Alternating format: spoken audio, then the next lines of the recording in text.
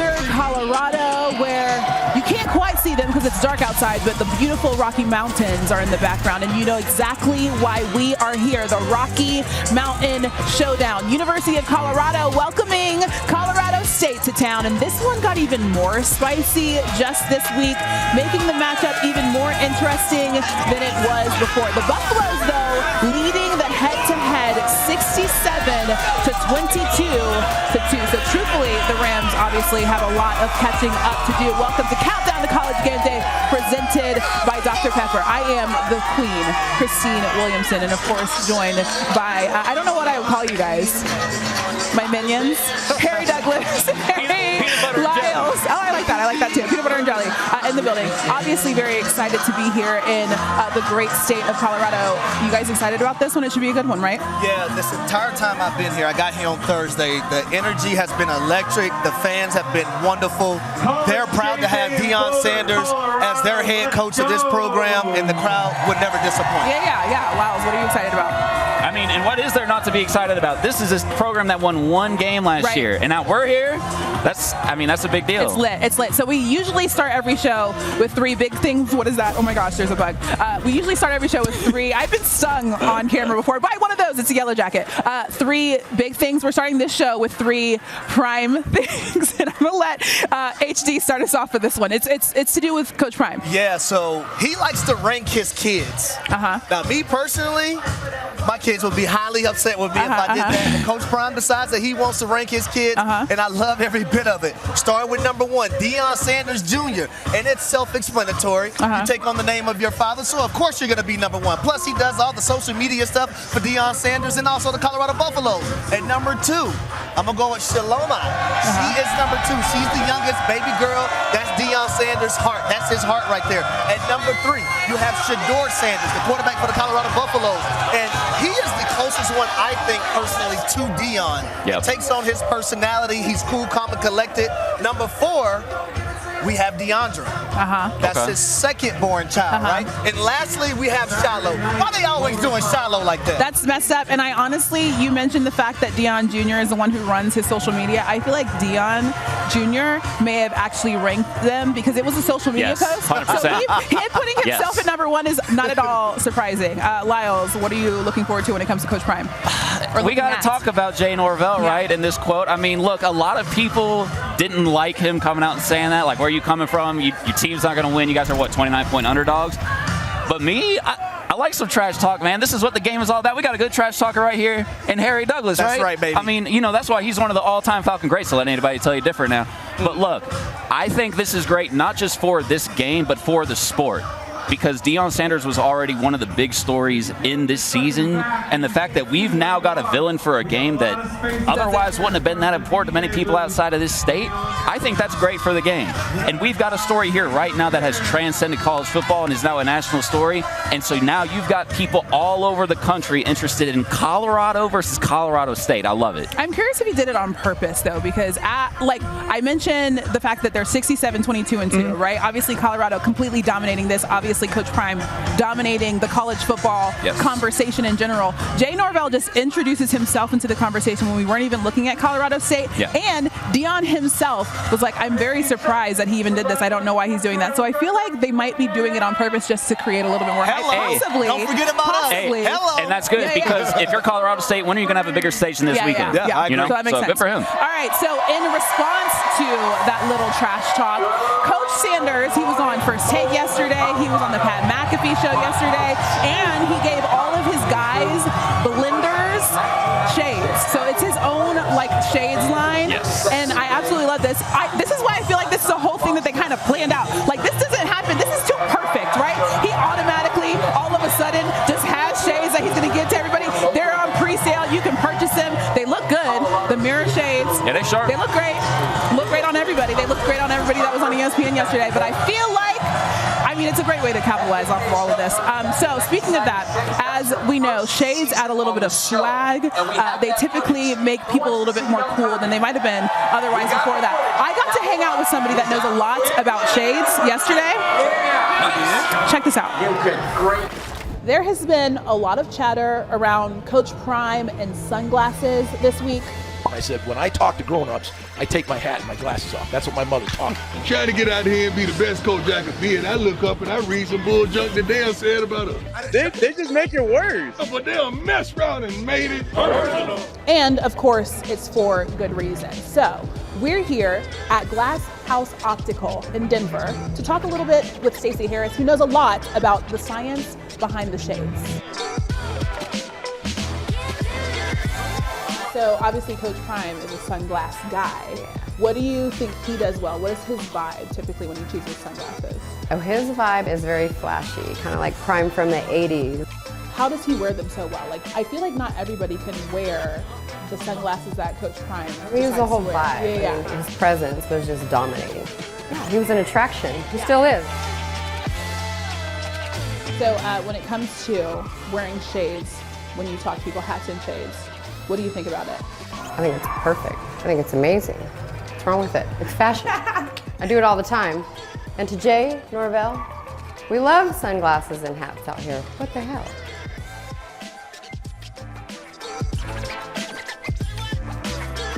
You can hook Jay up though, too. Oh my God, Jay. I've got so many for you right now. I've got hats, I've got sunglasses. I mean, I've got losing styles.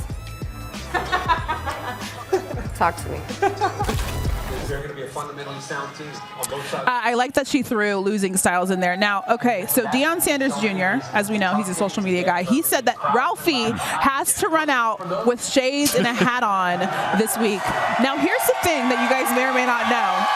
Ralphie has run out with a hat on before in the past. I like it. So it's possible. Yeah. I don't know about the shades, though. That might I be don't tough. think you're going to have to custom make some shades for Ralphie. Yeah. Because Ralphie has a big head, Christine. I'm just keeping it They would real. have to be custom-made Ralphie shades. Probably a custom hat, too. We have our shades and hat on because this is how we talk to people as well. We look great. Okay, now it's time for the Fansville Advantage presented by Dr. Pepper.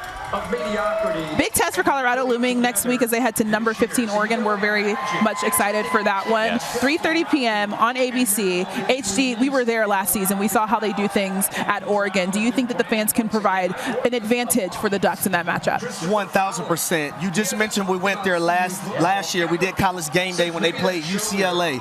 It was raining. Do y'all remember that? Yeah. It was early. And those fans were still outside supporting the Oregon Ducks, trying to create that advantage when it came to them facing UCLA. So I actually think they do. I think this game next week is going to be even bigger than the one against UCLA last year. Yes. So I think 100%. those fans want to do anything in their power to give them an advantage over Colorado. So this will be the toughest test, as I mentioned, for Colorado. What kind of test do you think that they pose, for this Colorado team, Oregon? I mean, look, they got your boy, Yeah. right? Bo Yeah, Nix, that's my guy. And they had that game last week against Texas Tech where they looked like they were in deep, deep trouble, and he was able to lead them out of that. So I think not only is that going to help him in his confidence, but it's also going, to your point, HD, it's really going to boost that crowd more in a way that they really didn't already need, because those fans show up, show out. So between that combination and Bo Nix, and again, the way that he's been riding this wave ever since last season, I think that they're going to have a great game. And I think when you look at Oregon, right, we look at the high-powered offense from Colorado. Yeah. Well, Oregon has one, too. They're second in the nation when it comes to total yards and first in point scoring. So it's going to be some back and forth. I'm really looking forward to That's seeing. a shootout right there. It'll be very interesting to see how that one goes down, and especially, as I mentioned, to see Colorado go up against Oregon, their biggest test yet this season. Dr. Pepper is making college dreams come true with the 2023 Dr. Pepper Tuition Giveaway. Visit drpeppertuition.com to learn how to enter for a chance to win up to $100,000. We did that last year, guys. Yeah. I think I beat Lyles, and me and HD went head-to-head. Yeah, you did beat me. Tell the results. Don't say You I beat Lyles. You won. You won. It was fine. All right, time now for a new segment. It's called Gimme a Number. We have some fans behind us with some numbers, and we're going to talk about the significance of each one, starting with 70.6. That is the completion percentage for Shedeur Sanders when under pressure. He also had an FBS high 426 yards on those passes. Harry Lyles. How has Shedeur's play helped mask some of Colorado's offensive line issues? So to me, it's twofold, right? Part of that is his precision. The one thing that that you've heard everybody talk about that didn't watch him at Jackson State is they were surprised by his poise and how quick he is with the football and getting it to where it needs to be. But he's also very good at extending the play, and he doesn't really love to use his feet, but in order to make do for what that line is not giving him at times, he's able to get out, extend the play, and find his check down. So to me, that has been the difference for him. Yeah, all right, let's talk about the number 2, because we were at that Texas-Alabama game last week. That's the number of picks that Jaden Milroe threw in Alabama's loss to Texas, which was apparently enough for the Tide to make a move to Tyler Buchner, who will now start today versus USF. HD, what do you think about that? First of all, I'm not surprised, because when we were at that game last week and we seen the mistakes that Jaden Milroe made, and that definitely cost them to lose against Texas. Yep. Now, the reason why I tell you guys I'm not surprised is because you look at who Alabama plays today. That's South Florida. And then next week they play Ole Miss. So if you're going to make that change, if you're Nick Saban, this is the week to do it, to give Tyler Buchner a week under his belt before you face Ole Miss, and then you have Mississippi State after that, and then followed by Texas A&M. Yep. So give him that grace period that week. Also, we know Tyler Buchner came from Notre Dame with offensive coordinator Tommy Rees. So we know that's a match made in heaven. And he's working with better weapons at Alabama, if we're being honest. That's true. I do have a question, though, when it comes to Jaden Milroe. Do you think that he needed to be benched for Buchner? I mean, obviously Buchner needs to get a test, but do you feel like Jaden Milroe should have been pulled back? Well, I would say this. Coming into the season, I had a lot of question marks at the quarterback position with Jaden Milroe. Right. And then you go against your first big opponent on the year versus Texas, and you're the reason why, or the main reason why, Texas was able to win that football game and capitalize off their turnovers. It should have been another interception in the end zone, but the Texas DB actually dropped that. So if you're Nick Saban and you're saying, okay, moving forward, who gives us the best option to make the college football playoffs, to make the SEC championship? And if you feel like that was Tyler Buchner, then you had to make that change. Okay, and that makes sense. The big thing with Tyler Buchner, just really quick, is he's got game reps. More game reps than Jaden Milroe, and you cannot replace that. Yeah, for sure. All right, the next number is 25,045. That's the number of games North Carolina and Minnesota have played over their 100-plus years of college football, and yet today is the first time they're playing each other. So quick picks, who do you guys have in this one? I'm going to go with North Carolina. Be alert for Drake May throwing touchdown passes. He did not have a touchdown pass last week, but the North Carolina Tar Heels rushed for over 315 yards and 5 touchdowns. Oh, my goodness. And you know what? I'm agreeing with HD, but I'm going to go for a different reason, that defense. The fact that we saw them get active in that first game against South Carolina, I think that they have a chance to replicate that sort of success today against Minnesota. I think because of that combination, I think they'll have a pretty easy time. We'll see what happens. We'll talk even more college football games that we're looking forward to today, later in the show. But this one specifically dates back to 1893. That's a really long time. These teams have matched up 102 times, so a lot is on the line when it comes to this one. It's time. It's time. I don't care if they hear it in Boulder. When I talk to grown-ups, I take my hat and my glasses off. That's what my mother taught me. You got to be a fool to do that. We got the biggest stage in college football right now. Nobody's giving us a chance. We want to dominate CSU. This week is domination.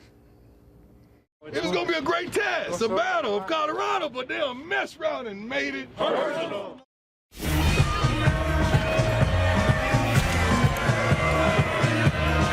Good. We're doing something called 1 minute drill every single show. Now, I want to remind you what happened last week in Tuscaloosa. Cheating. HD got the win, but we're doing a video review. His team scored 7, maybe 8 after the clock. So I'm going to go on and say that we don't actually count that win. It doesn't count. No, it counts for me. That's. We're not talking about you. I'm saying you won. We said HD won last week. Yeah. So it doesn't count. It doesn't count for him. Okay, before we get to the 1 minute drill, though, we do have to talk about the fact that Lee Corso is choosing his 400th headgear pick today. That's a lot of headgear picks. Obviously, he's holding up the helmets right now for fans. This is the most exciting part of the morning, when obviously Corso chooses his headgear. So we're very excited to see who he picks for his 400th pick. I have a guess as to what exactly he might choose. Yeah, I think we all have an idea, and it might play into these fans. All right. So for today, we've got Colorado our guy Colorado, our guy Colorado State, right? So we have some marshmallows here. Now this one has some history, okay? Back in the day, Colorado State, they used to throw marshmallows with batteries and rocks at players, which is absolutely ridiculous and a little dangerous, quite frankly. So we're going to do something. We're going to stack up. Whoever can stack up the biggest pyramid with these cups is going to win. However, we have marshmallows on this side. The opposite person is going to be trying to knock down the cups. Lyles, hype up your guy. HD, hype up your guy. Let's go, baby. I'm going to let HD go first. We got this. Wait, can I talk strategy with my team? Yeah, a little bit. You guys have 10 seconds. You have 10 seconds. HD, a reminder that you're down 0-2. You're down 0-2. No, I won last week. So you'll knock the whole thing down. Yes, I did. Disqualified. You just said that at the beginning. You have to listen. You're disqualified. I'm the only one that can disqualify myself. No one else. That's not how it works. Well, not the ball, but... All right, you ready? Okay, ready, guys? I'm going to give you a countdown. 3, 2, 1, go. Stack them. All right, let's go. What are we doing? Go. Yeah. You guys have 60 seconds. Right, you got to make a nice little 60 pyramid. seconds. Build you a little you bit. got to really put your arm into it. Yeah, you got to make a pyramid. Oh, this guy's got it. Oh my, are you a baseball player? What's going on here? He's got the curveball. He's a lefty. Build you a wide base too. Get some in the back there. Hey, how much time do we have left, people?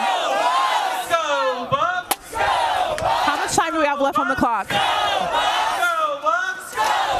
All right, we got 30 seconds on the clock. 30 seconds. Whoa.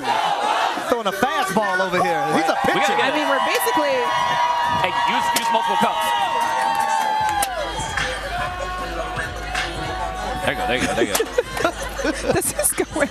This is actually really bad. You're smart. Hey, double cup them. Make them a little bit stronger. No. Wow, this is bad. No. This is really bad. Just when you think somebody's in the lead. No, 5, 4, 3, 2.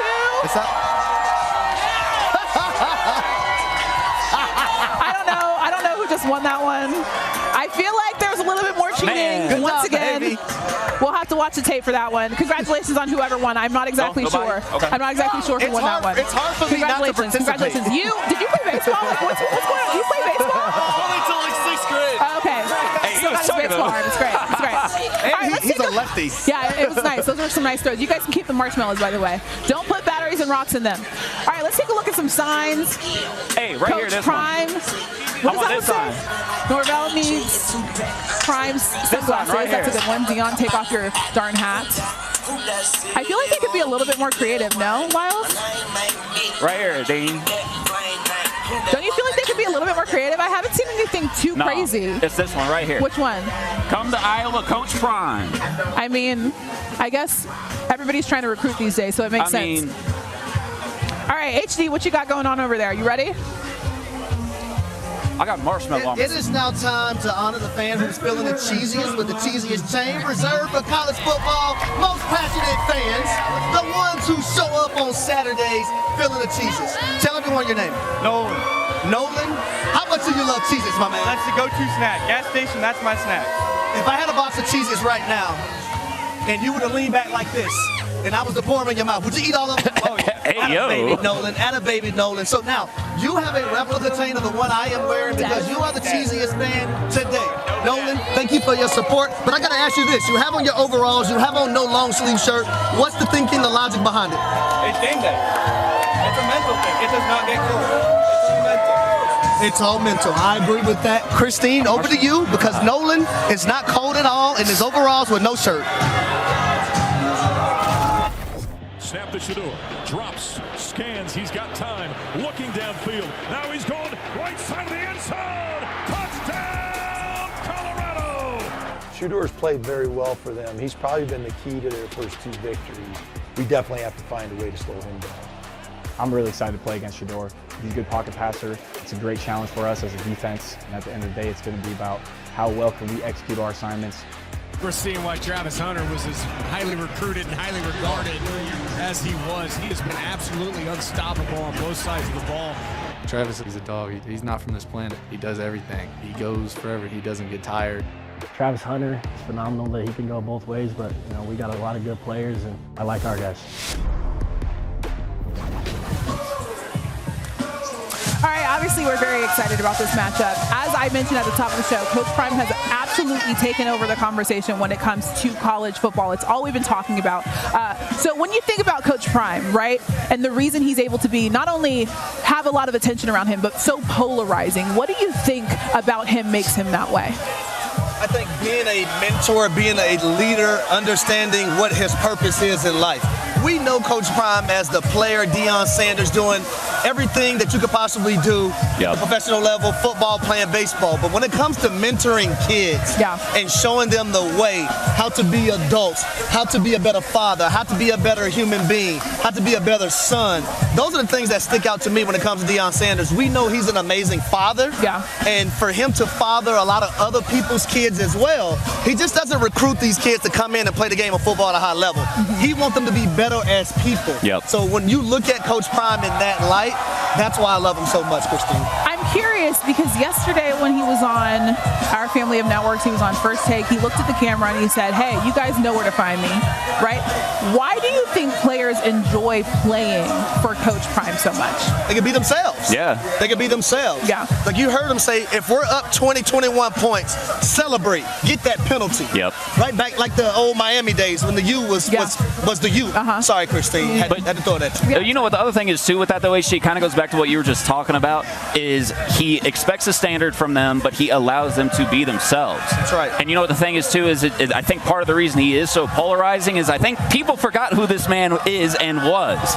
Right? Like he is the flamboyant, the flashy guy. No, what the young kids today, they said, oh, he's him. So Coach Prime was him before him was a phrase. The first him. We talked a little bit about this with Paul Feinbaum on his show when it comes to like explaining to somebody why this guy is the way he is. But he also creates a lot of controversy, and there's a lot of people that don't really seem like they want to see him succeed. Why do you think that is, Lyles? Well, you know the one thing, Christine, whether it has been this year with Coach Prime or anything else in the history of college football, you could literally go back 100 years and find old newspaper clippings of rule changes and be like, this is going to ruin the sport. And people, this is new. People are not used to this. A lot of people have been using the transfer portal, flipping rosters, things like that. We haven't seen it to this magnitude, and we have not seen anybody be as loud about it as Deion has been. And I think that rubs a lot of people the wrong way. But again, he's being himself. He's letting you know what's going to happen, and he's succeeding with it. So you could be mad with the results, but he's getting them. And here's what I would say. Deion Sanders and his confidence has showed us a lot of people's insecurities. And that's one of the things that has come to light so far with Deion Sanders doing things his way. All right, we now welcome in the one, the only, Desmond Howard to the conversation. How are we doing, Des? How are you doing this morning? I have to say, you guys did not disappoint. You guys got the memo and executed to perfection. That's what I'm talking about. Yes. When we're talking to people. 100%. Des, I want to go back before we were just talking about Deion. I want to talk to you about Deion in a little bit, but I do want to go back to last week because you lifted up your chair with the Texas Longhorns logo on there, and it was a great moment. I feel like in game day history, obviously the only one to choose Texas also, so let's just recap that a little bit. How did it feel for you? Oh, it felt great. It was one of those moments that you had to do it for the culture. You know what I'm saying? Yes. It was a lot of fun. There was a lot of energy, and the best part was the execution. You know, I had the Buffs hat on, and I had to toss that together. And then I ended up getting an actual logo, the Longhorns logo, and putting that on the chair, and was able to execute it perfectly, smoothly. No one knew it was coming. And the best part is Texas won. Exactly. All that hard work. They got with that chair now. They did. Oh my God. Don't mess with Texas. They bring their own chairs now. It's entertainment to the best of it. It was absolutely magical. Okay, let's talk a little bit about this matchup. You sat down with Deion, Travis Hunter, and Shedeur. What did you learn that some people might be surprised by when you talked to all of them? Wow, I think that I was surprised by the humility of Travis Hunter and Shedeur. They're very talented, very skilled, but they're very humble and hungry. I would call them humble and hungry. And but Deion, Coach Prime is Coach Prime. And he's going to keep it a buck, and he's transparent, which is what I really love and respect about him. And he pours himself into these young men, too. And I don't think that gets enough attention, how much he pours into these young men. So, but I enjoyed my time on the uber talented guys, chip on their shoulder. Yeah. These are guys who were told, you could do it on the HBCU level or the SWAC level, but when you come to the Power 5, this is the big boys, baby. And they've, so far they've shown and proved. So I love that about them. And they play with that chip on their shoulder because they know they had a lot of doubters. Yeah, for sure. One of the big storylines of this team has been not just the roster turnover, because it happens everywhere in college football now, but the amount, right? Yeah. We're talking about over 80 new players. Why do you think they've been able to gel so quickly? I tell you what, I think that they've done a really good job as far as Deion and his staff at identifying people who fits what they're looking for and what they need. And I think if you identify the right people and bring them into your program, I think the process as far as making them gel and having a cohesive unit, I think it expedites that process. It speeds it up. And I think that's why they've had such success, because they know exactly what they're looking for, what type of player, and those are the type of players that they've been able to bring to Boulder. So there's beyond the X's and O's. Yes. From your viewpoint, what makes Coach Prime a leader? What stands out to you the most when it comes to him being that leader that he is for these young men?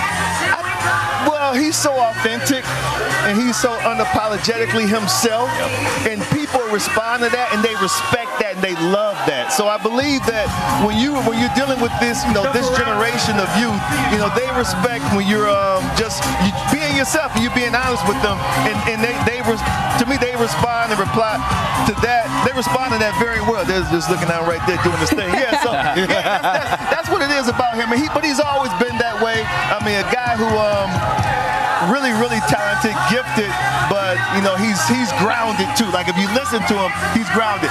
Another thing is he's a hell of a motivational speaker. Oh, yes.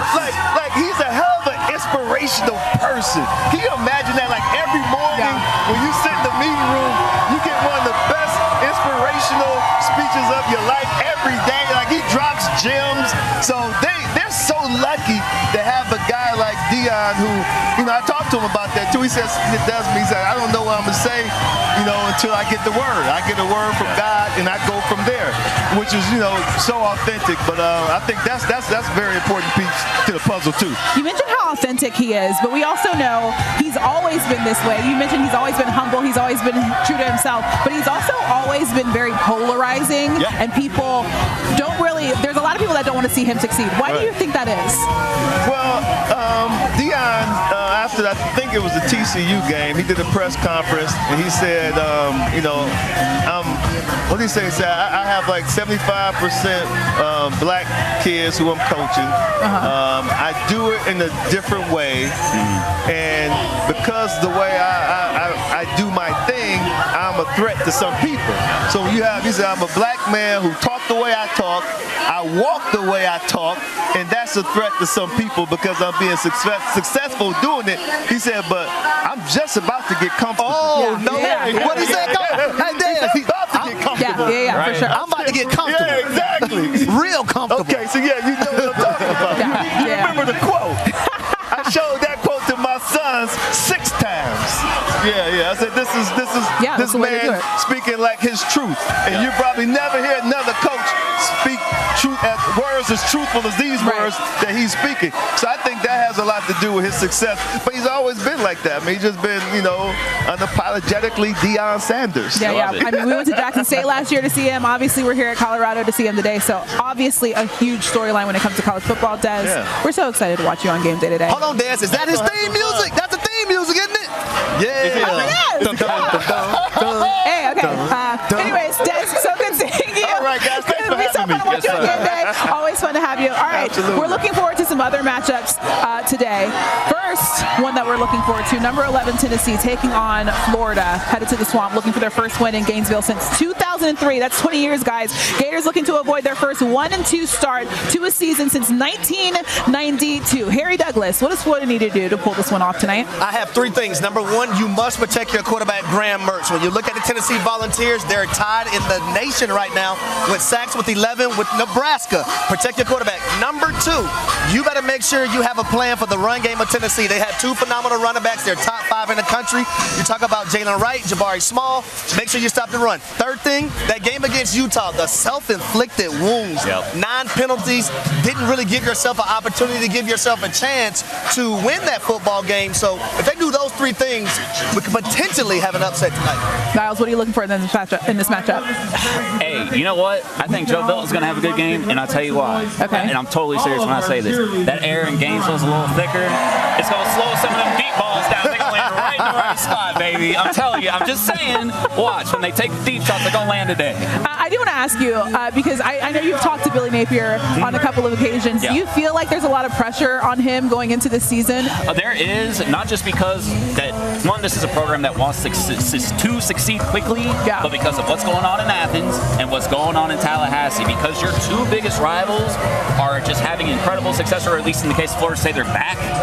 It's a lot of pressure. I hope they give them time, because I can tell you from talking to him, talking to offensive coordinator Rob Sale and that recruiting staff, they've got this on the right path. It's just, can they be patient?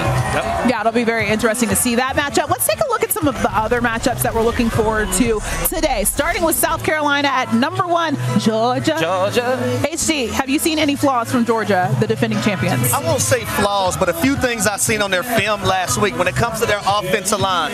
When you're playing against lesser opponents, you have to dominate. It should be no leakage from their defensive line getting in the backfield of your offensive line. And also defensively, make sure you tackle better. They didn't tackle well in that game last week, so tackling and being dominant on the offensive line. All right, let's talk Bowling Green at number 2, Michigan. Obviously, a lot of questions around J.J. McCarthy, whether or not he's able to improve. How much better has he looked, Lyles? A lot, Christine, and honestly, he's looked the way that I thought he was going to look and hoped that he would look if this Michigan team is going to take the next step, completing, I think, almost 84% of his passes and no turnovers yet. You want to see that in this earlier and easier part of the schedule.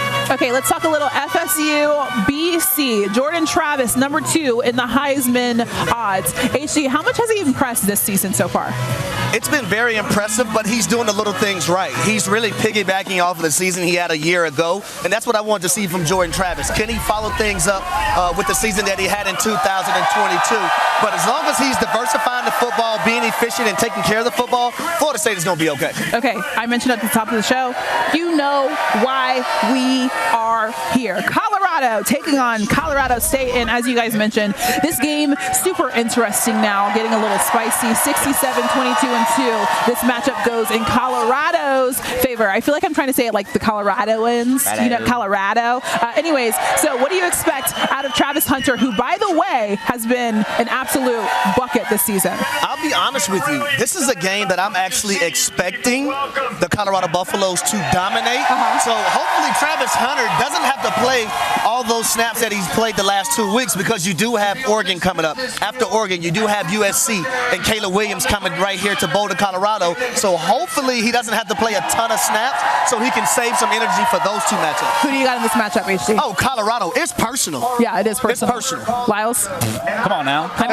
We got our shades on. You already know who we're rocking with. Another person that we're rocking with, Harry Douglas. He was turning a year older today. Yes, sir. We've got cupcakes. Come on now. For the man who, do you feel old? How you feeling? No, I don't, but Okay. also happy birthday to my wife, too. We share the same birthday, so shout out to my wife, Kiera Douglas. That's my lady. Yeah, happy birthday to both of you guys. Excited Love to you eat these guys. cupcakes. Look at us. We're just having a good time. It's a little party out here. And Thank the you guys for signs. watching Countdown to Game Day, presented by Dr. Pepper. Everybody wish Harry a happy birthday on Twitter. Happy birthday, HD! And we'll see you guys next week. Yeah, yeah.